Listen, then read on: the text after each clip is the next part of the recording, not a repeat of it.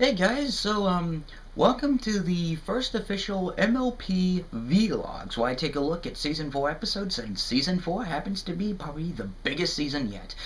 So, it just recently finished up for me where I live, so how about we talk about it? First of all, let me get this out of the way. Sometimes there'll be a guest appearance from Fire D. Brony, because he really is interested in this the vlog thing, and he wants to appear. He's not going to premiere in this episode, but he probably could premiere in next week's episode, who knows. But, another thing to get out of the way. For you, go into anything else, there will be spoilers ahead. If you live in an international country where they don't get this episode till later on, you might want to stop the video right here. But, with that said, yeah, how about we get started?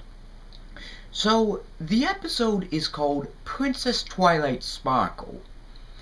And the plot of the story is she's the one that's actually going to be part of Celestia and Luna's Summer Sun celebration, which we haven't seen since the first season.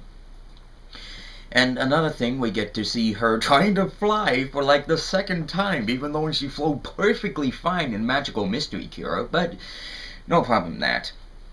And another thing I want to speak is the introduction. So, it's a new thing, but the difference is that there's a,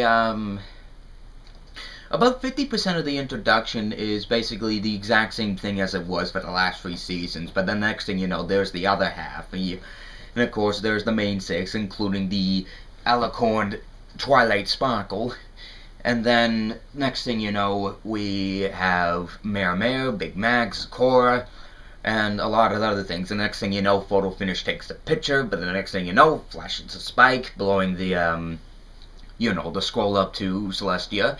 And this time, Celestia and Luna are actually there. And it's like, surprised. So, how about we get on with the plot? So, the story is, basically Twilight and Spike are preparing for, of course, the Summer Sun celebration. She feels like she doesn't want to, she feels as if her royal duties will get in the way of her, friend hangouts. All that, you know what I mean. Then, a few couple of minutes into the episode, we suddenly see a, well, basically, Celestia and Luna have, like, there's a twist going on. There are some seeds that sprout out of the middle of Camelot. The next thing you know, Celestia and Luna are gone. Like, I'm serious. They're gone. It's like, it really builds up the tension of where they go and, like, into the next part. But we're not talking about the next part. Talk about it later on. So, in the next scene, we see that there's basically a half sun and a half moon. Odd selection, if I must say. It's like, I just don't know what to say. Half sun, half moon? Then the next thing you know, the Camelot Elite start trying to make Twilight talk about what on earth has happened and why there's a half sun, half moon. Next thing you know, the royal guards bring her in, they say they're kidnapped, and then my reaction to that was just like, yeah, it was honestly like that. Then, of course, next thing you know, Twilight basically goes into Ponyville to figure out what on earth is going on. And, of course, the rest of the main 6 figure out that there's a lot of stuff going on. The Apple family tries to pick out the weird pokey plant things, I don't know what they're called, which it's explained in the second part. Then the next thing you know, there's like Fluttershy's animals are basically all in their cottage, which is absolutely hilarious. I mean, that's the rare time I've actually seen those happen, if you know what I mean. Then, next thing you know, we cut to the village, and by the way, if you're playing the Wilhelm Scream drinking game, I have heard the Wilhelm Scream, so take a shot for that.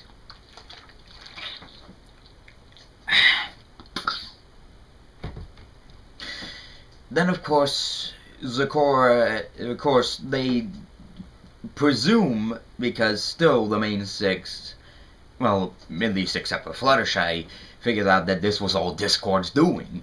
And of course, they summon Discord, and he's like taking, like, I don't know, like a shower bath mix. I really can't figure it out. But still, it's like, that's the time, believe it or not, that Zecora actually comes in out of the Everfree Forest. And Zecora basically gives Twilight a potion where she must drink the must turn the potion from a certain color to white in order to see the past. She does that, and the next thing you know, we get a flashback, which is one of the storyboards actually shown in the San Diego Comic-Con video, and that flashback of Twilight learning about how Luna and Celestia fight, like, basically fight each other. Then the next thing you know, Luna turns into Nightmare Moon, ends on to be continued. And then the next thing you know, it goes to the previously.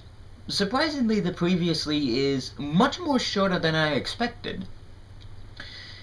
I mean, usually, like, the previous one, if I remember right, for the Crystal Empire, basically goes on for a little bit longer, but it's like this one, it feels like, 45 seconds. It's like, I mean, that feels a lot more better than sitting through one whole minute of just basically telling us what we already knew from the last part.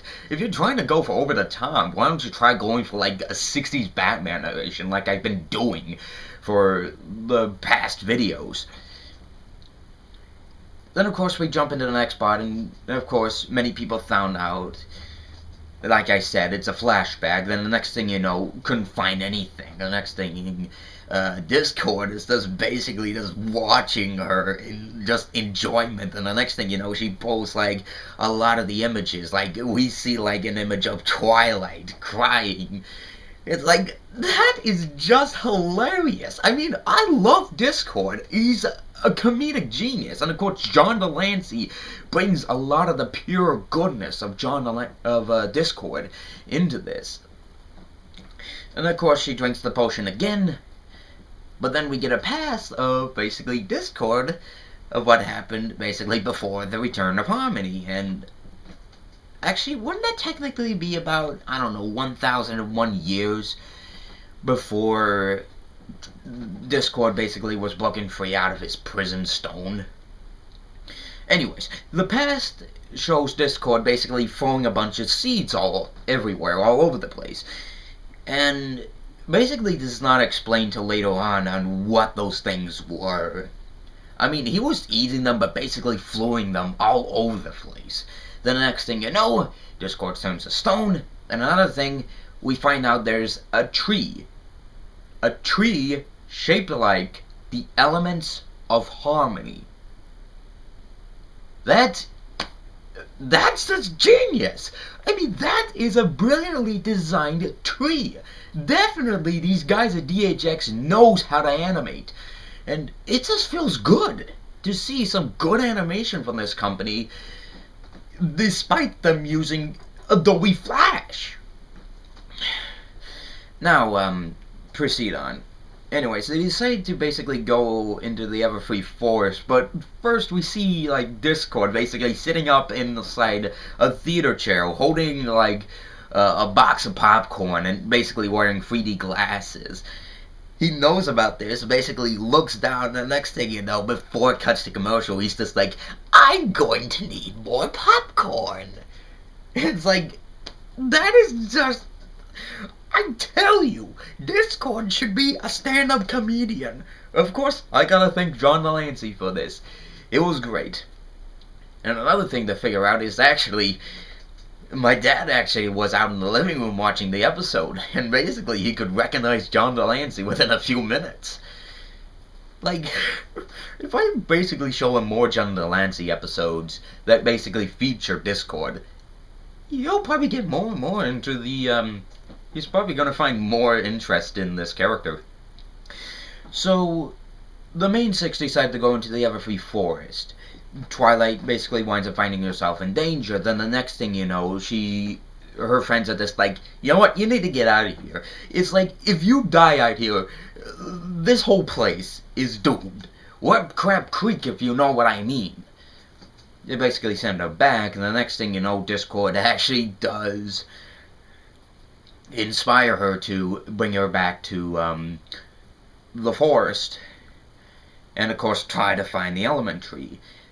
But before you know it, when Spike is actually climbing up the tree, trying to find where that actual thing is, if you know what I mean, the believe it or not, these weird plants that spew out what I believe is like the snow poison from The Wizard of Oz, which actually looks like the face hugger from the Alien movies. The sorry, I'm running out of anyways, she remains six find the rest of the six find the elements, and the next thing you know, they basically come up and basically defeat the face huggers.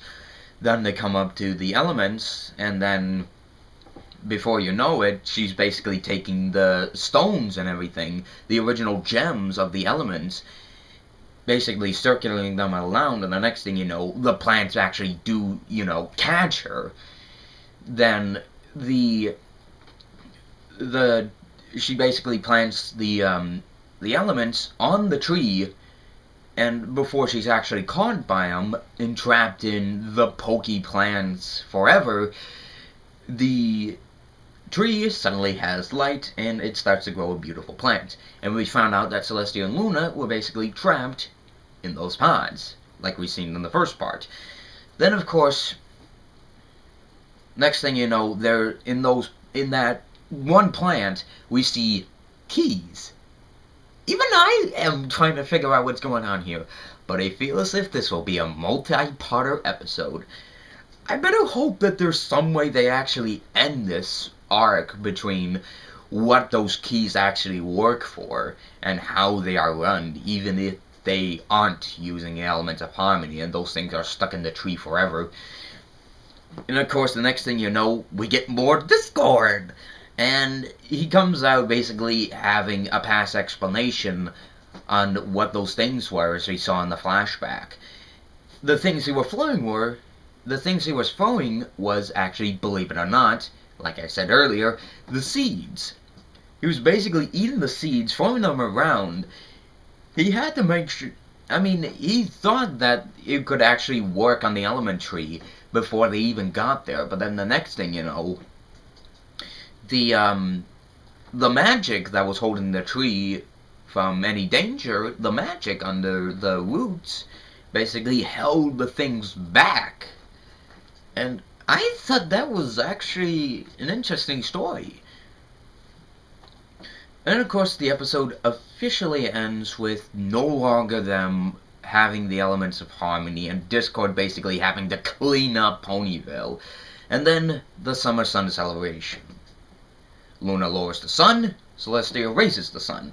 The next thing you know, Twilight basically sonic rainbooms her cutie mark, and thus puts an end to the episode. Well, I have to admit, this was an interesting episode to look at. The two-parter actually did get much more better than Season 3 with the Crystal Empire. And basically there wasn't any annoying gag commercials. Praise the Lord on that. So, I can't wait to see how well they do when they get back into the slice of life stories.